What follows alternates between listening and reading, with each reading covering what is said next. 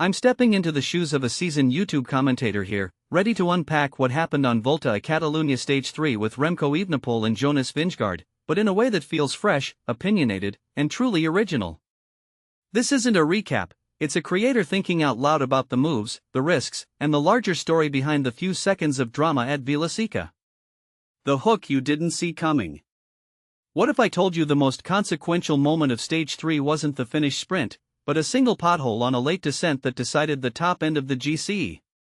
Personally, I think that small, invisible snag exposed two big things: the fragility of even the best on a technical day, and how one risky maneuver can redefine a race's narrative in the blink of an eye.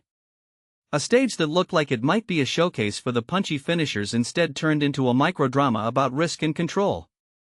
I'm going to pull apart three core threads from this episode: the decision to push from the front late, the inevitability of a crash in high-speed mountains, and what this moment reveals about Evenepoel's approach to a race that's more about strategy than pure power. Thread 1, the late front push. Why take the risk? Evenepoel's move to drag the peloton at the back half of the race, pulling away with Vingegaard in tow, wasn't just a bid for the stage win. It felt like a micro-strategy to bend the race to his advantage, to force the strongest rival to respond instead of sitting on the wheels. What makes this really interesting is how it shuffles responsibility in a way most fans don't notice. When one rider takes the initiative, the onus to chase shifts. If you're the other rider, do you chase and burn matches early, or do you conserve for a sprint that might never come because you've wasted your energy earlier? In my opinion, the move signaled confidence, almost a statement that Evenepoel was willing to gamble on the terrain and the fatigue of others. But it also exposed a truth about stage racing: on a descent, near the finish, you're not just racing against your opponent, you're racing against physics, road irregularities, and your own nerves. A successful late push requires immaculate timing in flawless road conditions. A misstep can erase hours of work in seconds. What this suggests is a larger trend in stage racing: elites optimizing the margins, pushing the envelope on risk, not just on watts. The sport is inching toward days where the difference isn't about who can hold a higher average, but who can execute a single, perfectly timed acceleration while others are thinking two steps ahead about the GC implications. Thread 2, the crash. Why inevitable, and why not a bigger deal? Crashes are part of the sport's fabric, but this one felt both avoidable and instructive. The crash happened on a descent with a pothole that wasn't clearly marked. What many people don't realize is how quickly a planned tactical maneuver can become a liability when road conditions bite back. If Evenepoel hadn't chosen to ride aggressively, staying on the front for a long stretch, he might have avoided the incident. But that's the trade-off: risk a crash to gain a few seconds, or ride conservatively and let the sprint teams chip away at your lead. From a broader perspective, this moment underlines a reality of modern cycling: the park hours, the road surface quality, and the timing of the descent are co-authors of the story. In a sport where the plan is fine-tuned through thousands of practice miles, one rough surface can rewrite the ending. This isn't just about one rider, it's about how riders calibrate risk in real time when the line between glory and crash is razor-thin.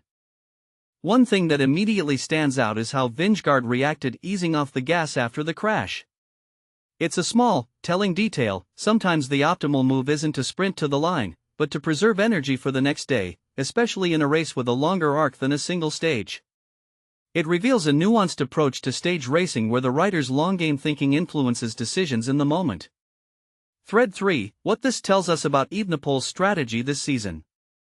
Evenepoel is a master at driving tempo and forcing opponents to react. On Stage 3, his solo drive toward the finish painted a clear picture: he's not just chasing stage wins, he's shaping the race's emotional tempo. What makes this really interesting is how it elevates the role of the domestique-less sprint threat in his team. If a rider can sustain that pace and keep the pressure on without reliable help, it raises questions about how teams structure support around him and how much they're willing to invest in a single rider's gamble on any given day. From my perspective, the bigger takeaway is this: Evenepoel seems to be leaning into a more aggressive, take-it-to-them playstyle rather than waiting for a textbook sprint. That shift has implications for how rivals plan their seasons. Races become chess matches with bigger gambles, not just tactical points in a grand tour. If he can survive the occasional pothole and keep delivering these high-risk, high-reward sorties, the narrative of the season starts to tilt in his direction, even when results aren't 100% pristine. Deeper insight, a wider pattern in stage racing today. What this episode highlights is a broader trend: the race is less about clean, textbook finishes and more about who can convert moments of chaos into evaluation-worthy outcomes. Viewers often chase the clean sprint, but the competitive edge is being sharpened in contested descents, bold breakaways, and moments where a single decision compounds with road texture and fatigue. The sport rewards the brave, but it also punishes the reckless in brutal, public ways. Closing thought. This stage didn't rewrite the GC, but it shifted the conversation. Staged battles aren't won by pure power alone, they hinge on timing, road condition literacy, and the courage to push when the odds feel stacked. As fans, we should watch not just the finish line, but the splits of risk, the potholes, the accelerations, the moments where a rider's choice becomes the race's turning point. With that lens, stage racing becomes a constantly evolving conversation between rider, road, and timing. Final takeaway: what do you think this says about Evenepoel's approach for the rest of the season? Do you expect him to lean further into this high-risk, high-reward style, or will teammates push him toward more controlled, predictable days? Share your thoughts below, and tell me which moments you'll be watching on the next stage.